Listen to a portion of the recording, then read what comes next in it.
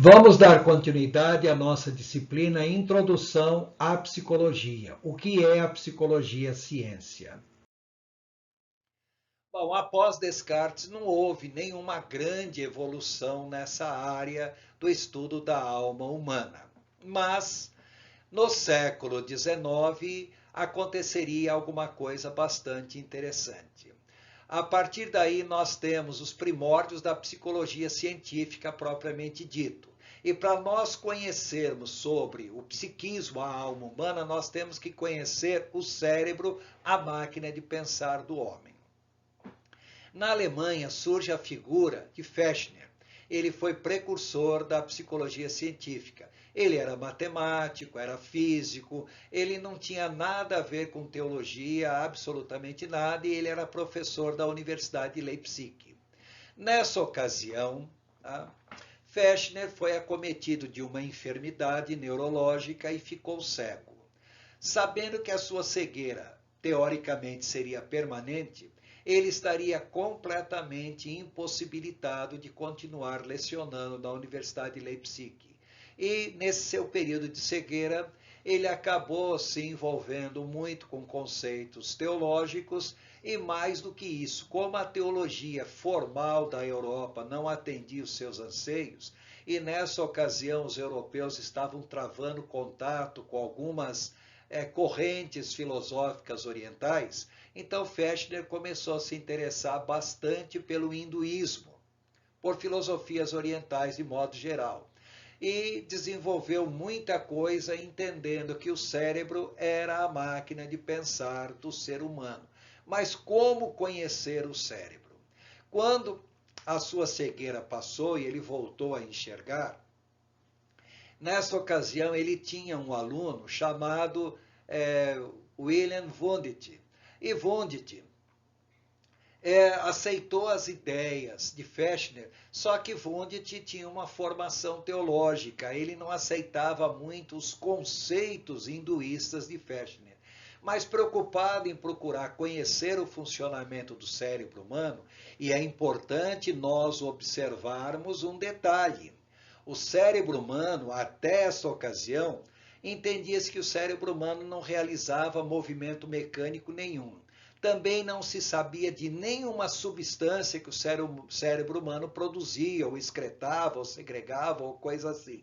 Então, Wundt, ele procurando conhecer o cérebro humano, ele criou em 1879, na Universidade de Leipzig, o Laboratório de Experimentos em Psicofisiologia.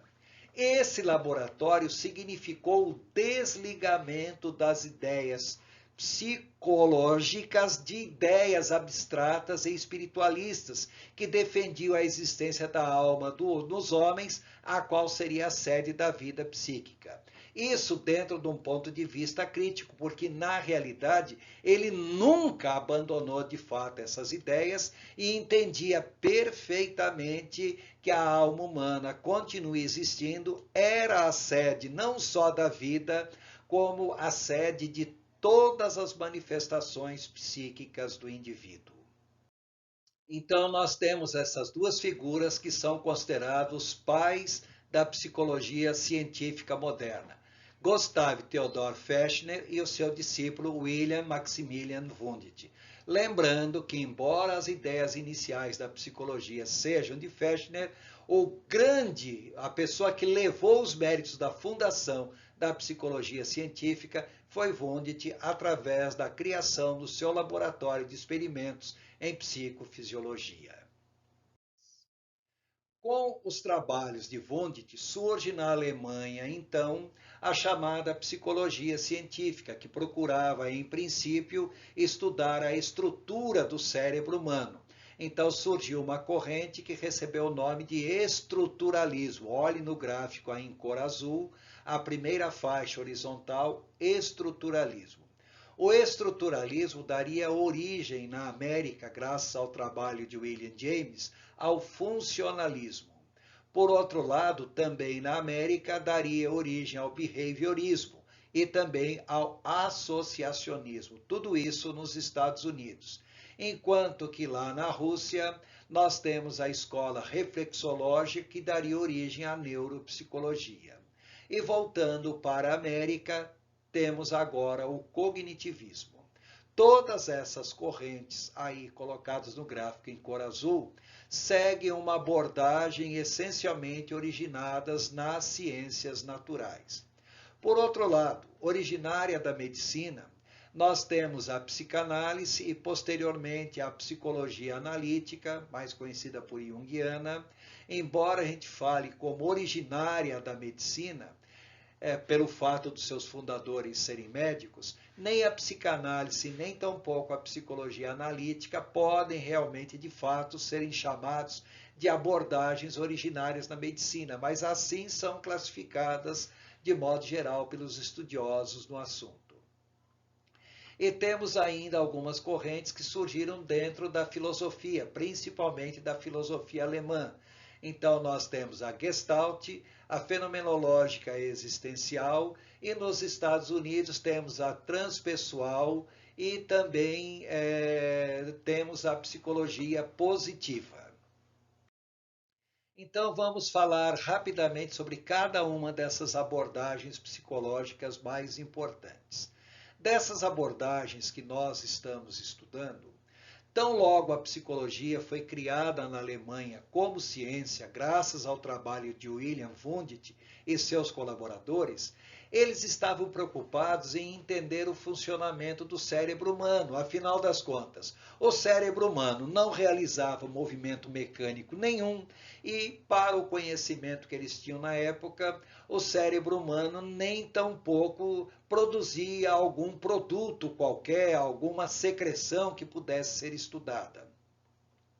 Então, a grande preocupação deles nessa ocasião era entender o funcionamento do cérebro e, mais do que isso, procuravam também entender a estrutura em si do sistema nervoso. Graças essencialmente ao trabalho de dissecação de cadáveres, puderam fazer todo um mapeamento da morfologia cerebral, de toda a estrutura cerebral, identificando os vários órgãos cerebrais, e um dos companheiros de Wundt, chamado Edward Titchener, ele era britânico, criou nessa ocasião o termo SNC, Sistema Nervoso Central, para designar toda a parte do sistema nervoso localizado dentro da cabeça e localizado também dentro da coluna vertebral.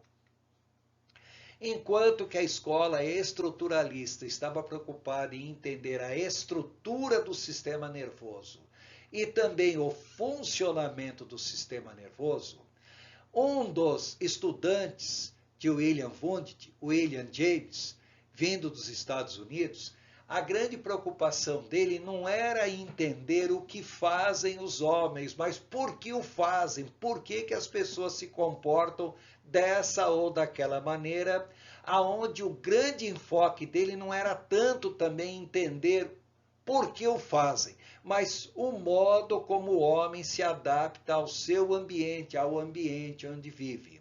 E William James deu origem nos Estados Unidos a uma escola psicológica que receberia o nome de escola funcionalista. Ainda nos Estados Unidos, surge a figura de Edward Thorndike.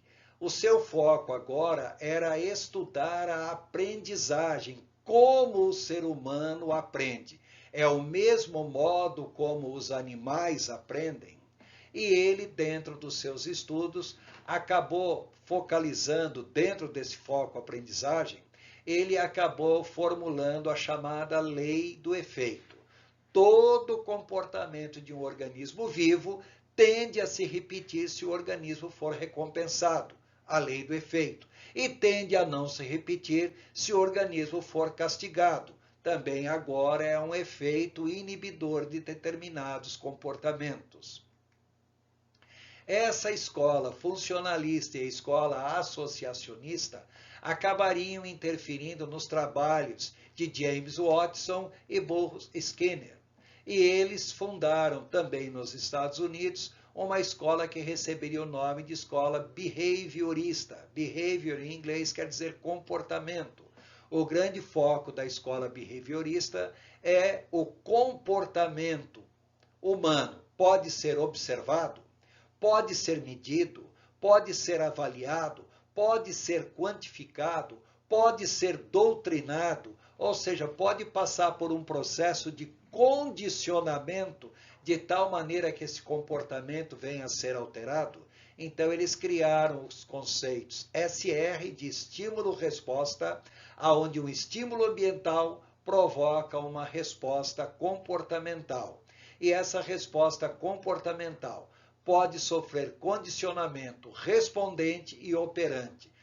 Respondente é quando um comportamento que não deveria existir pode ser pareado com um comportamento que deveria existir, de tal maneira que a pessoa apresenta um comportamento pareado respondente.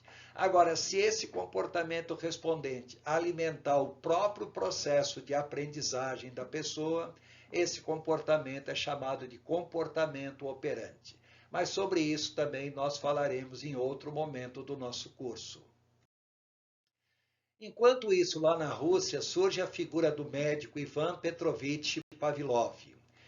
E ele descobriu a respeito de certos comportamentos que são chamados de comportamentos inatos, ou seja, nós já nascemos com eles.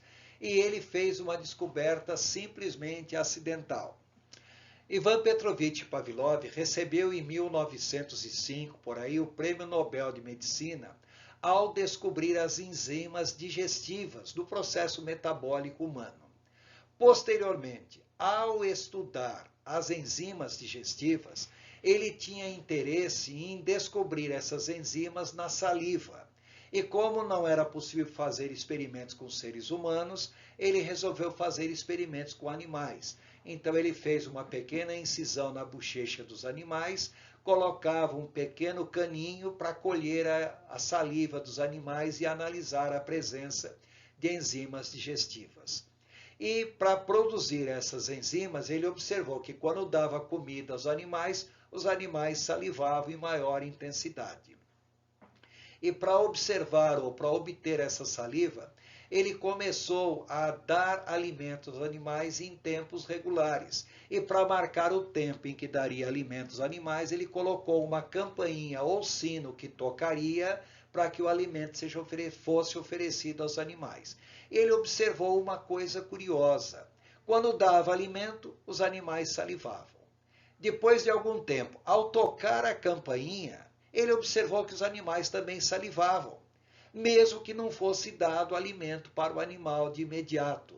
Então ele observou o toque da campainha, que era um estímulo neutro, acabou sendo pareado a um estímulo que era dar a comida e os animais salivavam. E ele começou a observar que não era nem necessário tocar a campainha. Bastaria que os animais vissem os tratadores. Isso já era suficiente para que os animais começassem a salivar. Com isso, ele acabou descobrindo que certos comportamentos são inatos, como ter comida e salivação, enquanto que outros comportamentos podem ser condicionados, podem ser pareados.